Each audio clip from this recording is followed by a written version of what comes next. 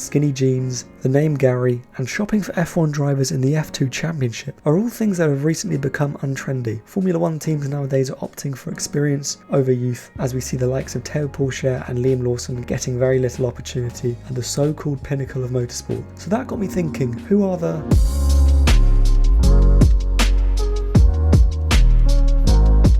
Starting off, we have the current Ferrari reserve driver, Robert Shwartzman. Robert is one of the more unlucky drivers to not be included on the F1 grid. He had a really strong junior career, picking up the Formula 3 title in 2019, and then following that up with a 4th place finish in the standings of the 2020 Formula 2 Championship. One place higher than his compatriot Nikita Mazepin, and guess who was the one chosen for Formula 1? Shwartzman finished runner-up behind Oscar Piastri in 2021, and was again overlooked for F1 somehow. He has been since driving for Ferrari at rookie tests and mandatory FP1 sessions, as well as recently competing in Le Mans for AF course. Perhaps teams might have overlooked him due to his Russian nationality, as the FIA banned Russian drivers from competing in 2022. The time for F1 seems to have passed Shwartzman, which is so unlucky for him as he definitely deserves to be there. Shwartzman was a Ferrari junior alongside British driver Callum Ilott.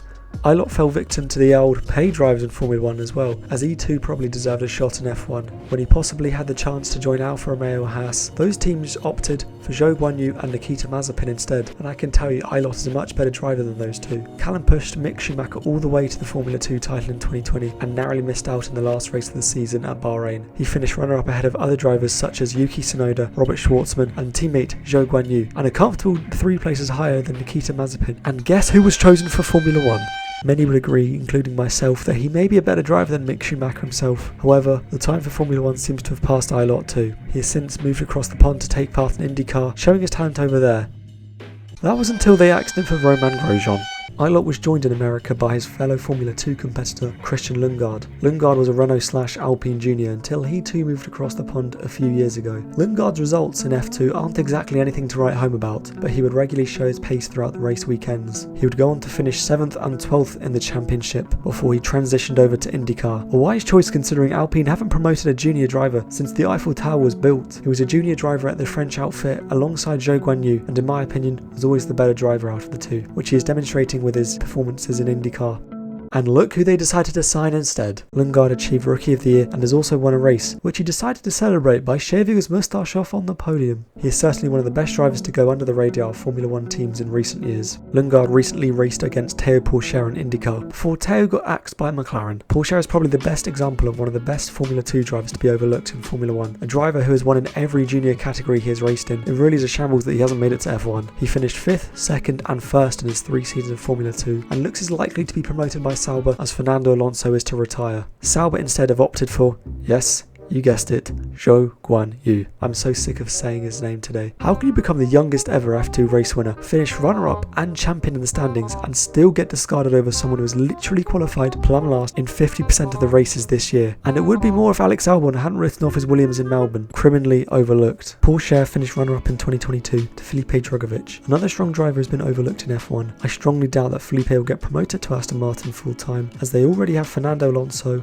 and the owner's son. And with the switch to Honda engines for 2026, it looks likely that Yuki Tsunoda may make the move over there. Drugovich is Brazil's next hope for F1 and almost made his debut in early 2023 after Lance Stroll supposedly fell off his bike, causing him to miss the whole of pre-season, with Drugovich filling in instead. Stroll then miraculously recovered in time for the season opener in Bahrain. Drugovich won the F2 title in 2022 in impressive fashion, so you'd think this deserves a promotion to F1 like previous drivers such as Piastri, Schumacher and Russell. The problem Felipe has is this was his 3rd year in the category, which is usually frowned upon, as in his previous 2 years he'd finished 9th and 8th, which isn't terrible, but is nothing to write home about. His other junior Formula racing records are also not overly impressive, and without a huge chunk of money to provide, this isn't really valuable to Formula 1 teams. Drugovich reportedly has turned down 2 seats in IndyCar while at Chip Ganassi Racing, and a seat at Andretti in Formula E. If this is true, then either the food at the Aston Martin hospitality must be unbelievable, or he's just attempting the challenge of making the worst career moves possible.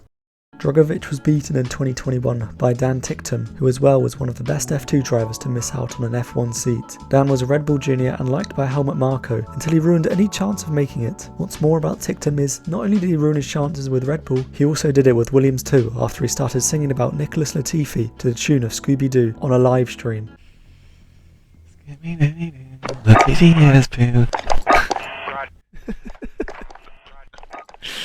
Why does that still make me laugh? I mean, he's an F1, you're an F2, ... He's older than me, he paid to get there.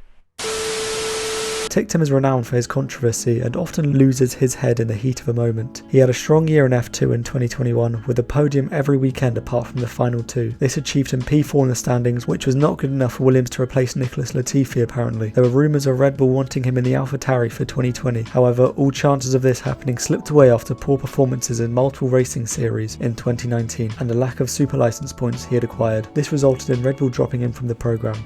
As well as Ticktum, Pato O'Ward was also rumoured for the 2020 AlphaTauri seat during his brief stint in the Red Bull Junior programme. Like Ticktum, O'Ward couldn't accumulate the required super license points either, so he left for IndyCar in 2020 with McLaren. O'Ward is on this list with an asterisk next to his name after he only competed in one F2 round in 2019, but O'Ward is too good of a driver to leave out. He is currently listed as a McLaren reserve, so there could be a future chance of Pato making it to F1, albeit rather slim.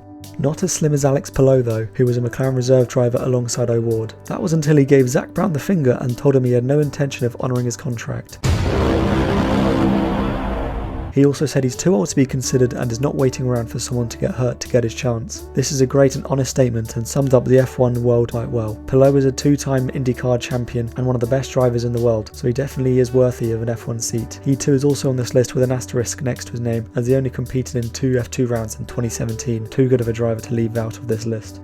Honourable mention to Artem Markelov on this list, as he is an F2 legend and has a plethora of F2 wins, but he never really was good enough for F1. That's my list of the best F2 drivers to never reach F1. I have got to note that these are drivers that only raced in the rebranded Formula 2 from 2017 onwards. If the love is there, then I can make a part 2 of this video, as there are so many others who deserve spots on this list, so do leave a comment on who I missed out today. So please like and subscribe, that would just be so mint. So I'll see you all later.